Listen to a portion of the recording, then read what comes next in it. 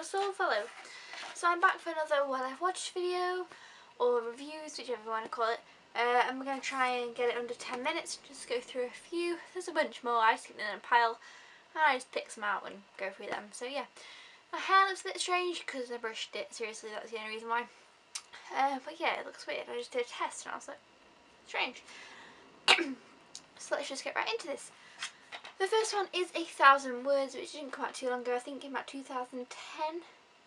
Oh, 2012. Maybe 2011. It says 2012 on this DVD, but I don't think that's true. Basically, it stars Eddie Murphy. He is a husband and has a son, and he publishes books. He doesn't read the books, he doesn't care much about them, he doesn't do much reading, but he talks a lot. He's always going and then basically this spiritual Buddha guy says, oh, this is a tree in the back of your yard, and every time you speak a word, the leaves fall off the tree. As soon as all the leaves are gone, you'll die.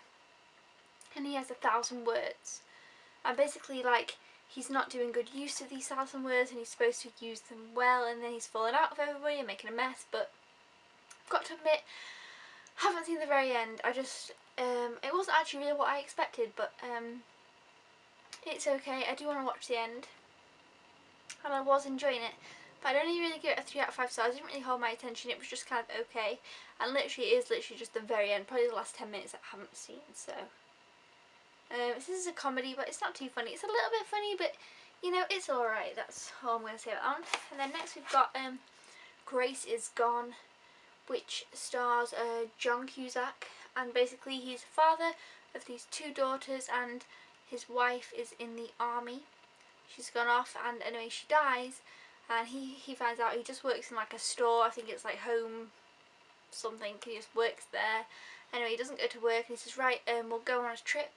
And the kid says she wants to go to, oh I forgot, but it's some like theme park.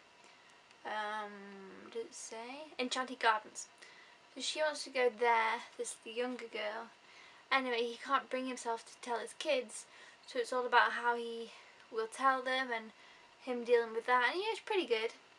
It's sweet. I'd give it a 3 out of 5. I've seen films like this style done worse, and I did enjoy it. And John Cusack was pretty good in it. I do quite like him. So yeah, I did enjoy this. That was good.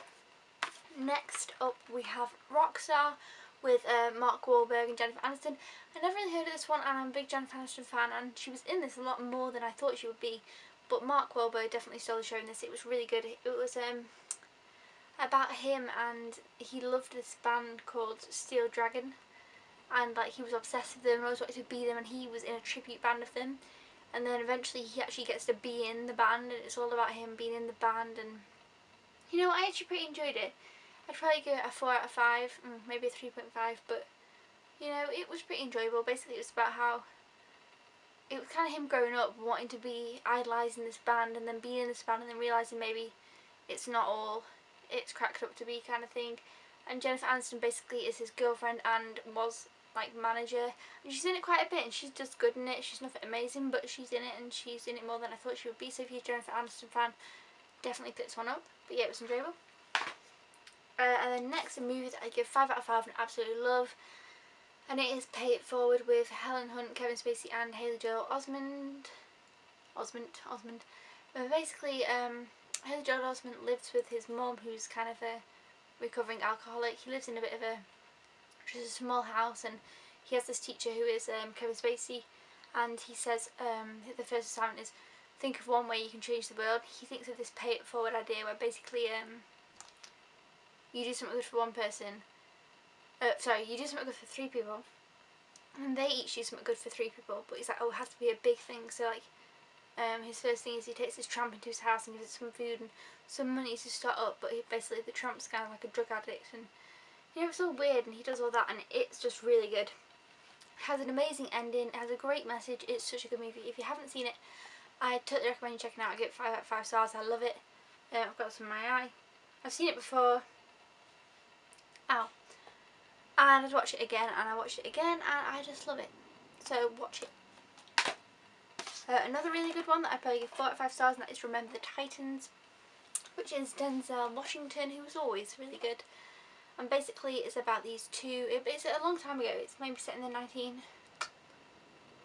I don't know. It's set a while back, and when basically schools were segregated by black schools and white schools, and then they decided to combine the schools. So the two football teams, the black and the white, have to combine and come together, and they have to work together. And Denzel Washington becomes the coach, and he has a sub-coach who's white, and basically it's all about that, and the segregation between the blacks and the whites playing this football game. They have to learn to get along, and they have to live with each other and all this stuff. It's kind of like Coach Carter, it reminded me of. I don't know what came first, but it's different because it's got that whole black and white thing going on, and it's really, really good. I really, really liked this. Definitely 4 out of 5 stars. Next we've got High Fidelity with John Cusack and Jack Black. This is pretty good. Basically, it's about this guy who owns a record store and he collects records, which is really cool because I love people who collect things, and he has like a massive amount of records. And basically, it's all about him going through his past girlfriends and talking about them and the music that, like, he categorises his records by his life and what point he heard what song and stuff. It's a bit sad I think to that, but it's got a lot of music and a lot of good songs, and it's really good actually. I enjoyed it, but I probably only give it 3.5 out of 5 stars just because, I don't know, I think I need to rewatch it again. I wasn't totally into it, but I did enjoy it. But yeah, it's all about his relationships, past relationships and all different things. But yeah, it's just like it's a good movie. And then one I think I give 5 out of 5 because I totally enjoyed it. I didn't like it at the beginning, and then I loved it and just want to watch it again. And basically it's Goldie Hawn and Kurt Russell in Overboard. I love this. It's about this rich, snobby girl who lives on a boat, and Kurt Russell comes to fix up her wardrobe, and she's like, oh no, it's all wrong. Anyway, she then falls overboard and gets amnesia and doesn't know who she is. She hasn't paid him for the work he's done. Her husband comes along and doesn't want her because she's the right pain in the arse. And then he thinks, you know what, I'm going to take her in and get her to do all the housework. He's got these 3 right terrible naughty boys who are actually pretty cute though. And he's like, right, I'll get to do the housework and look after the kids. And he says to her, oh, you're my wife. These are your kids, this is our house. And she can't remember anything. She's like, what?